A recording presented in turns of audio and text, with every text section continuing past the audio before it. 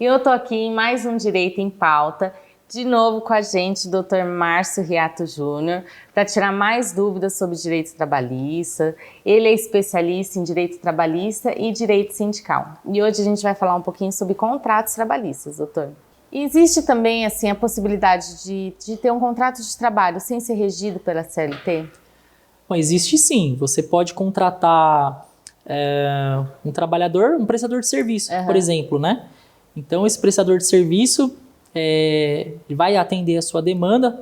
Ele tem que seguir alguns requisitos para que não caracterize o vínculo empregatício, que daí ele passa a ser regido pela CLT, mas tem essa possibilidade, tá? Ele é um trabalhador autônomo, onde ele não vai ser subordinado diretamente a ninguém da empresa.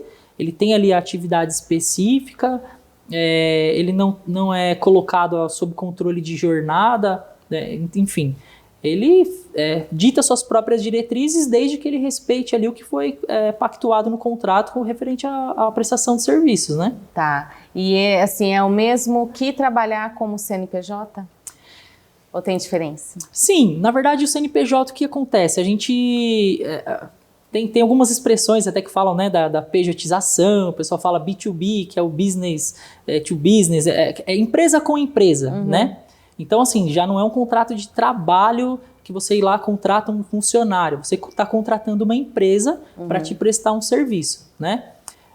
Tem essa possibilidade. O que acontece muitas vezes na prática, tem que ter também cautela nesse sentido, é que as empresas, para desonerar, né, o pagamento de impostos e até para poder reduzir custos de folha de pagamento, acabam transformando funcionários, né, registrados ali pelo contrato de trabalho CLT em pessoas jurídicas, e eles passam ali eles continuam a fazer a mesma coisa, né? Continuam a exercer o mesmo trabalho, com horário para entrar, horário para sair, horário de almoço, subordinação, enfim, né? E aí isso daí depois pode gerar um passivo na Justiça do Trabalho, e vai gerar, né? Porque se o trabalhador conseguir comprovar isso depois, ele vai receber aí suas verbas rescisórias, que no caso da PJ, ela é uma empresa, a empresa não recebe verba rescisória, né? Esse trabalhador, ele pode prestar serviço para outras empresas, ele vai ter autonomia com relação a horários, ele vai impor ali o valor da prestação de serviços. Então, sim, existem sim benefícios, né? Sim. Mas desde que, como eu disse no início, respeitados as regras, né, da legislação vigente. E como funciona o processo de terceirização? Terceirização foi um ponto muito discutido na reforma trabalhista. Porque antigamente o que acontecia?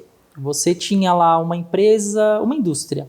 Você não poderia contratar um funcionário através de uma empresa, né, interposa, terceirizada, para ela fazer ali as atividades fim. Então vamos supor que era uma fábrica de calçados. Você não poderia colocar ali trabalhadores na linha de produção desse calçado, né, ou de vendas, enfim. Era mais a questão de limpeza, vigilância, né, que a gente sempre vê aí nas portarias, né, o pessoal da limpeza. Então, atividade meio que era chamado. Depois da reforma trabalhista, criou-se essa possibilidade de você contratar funcionários terceirizados para qualquer atividade da empresa, seja ela meio ou fim, né? Do meu ponto de vista, tá? Criou-se muitos postos de trabalho, né? Porque você consegue reduzir salário, você consegue reduzir custos, né, de folha de pagamento. Porém, de certa forma, também acaba ocorrendo a precarização do trabalho, porque tem empresas terceirizadas aí que ela não tem uma estrutura, por exemplo, uma segurança para o trabalhador que vai ali criando uma carreira dentro da empresa, ele tem fundo de garantia, ele tem valores a receber. E a empresa, ela tem maquinário, ela tem patrimônio. Às vezes a empresa terceirizada é um escritório com um camarada sentado lá no computador, não tem patrimônio nenhum, contrata, se não pagar, descumprir com qualquer, né, pagamento, enfim, né, qualquer das relações jurídicas ali pactuadas no contrato de trabalho, como que ele cobra isso, né?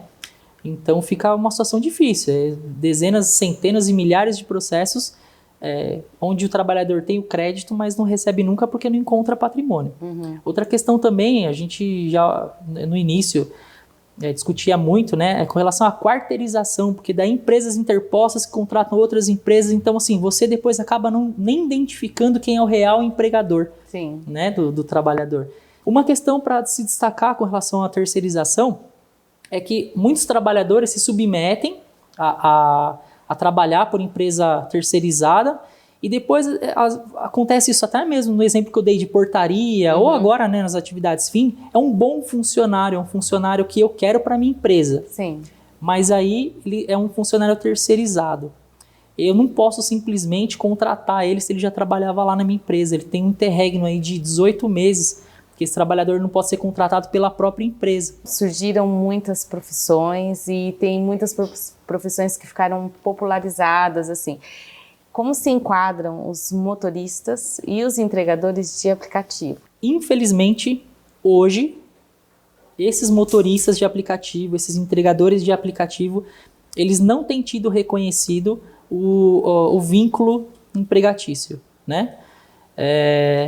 Teve até uma decisão recente aí, só para colocar fogo no parquinho, a terceira turma do TST, ela disse que sim, que condenou, inclusive, eu não sei agora especificamente se foi a iFood, se foi a Uber, mas eu acho que foi a Uber, condenou o motorista, a empresa a pagar as verbas rescisórias do motorista, né? Reconheceu o vínculo empregatício. Mas já tinha também, de outras turmas do TST, decisões em sentido contrário. É que essas profissões vão surgindo, vai aumentando também a quantidade de pessoas trabalhando e às vezes ainda não tem os direitos ali específicos, então vai ter que haver uma adequação, né, nesse período.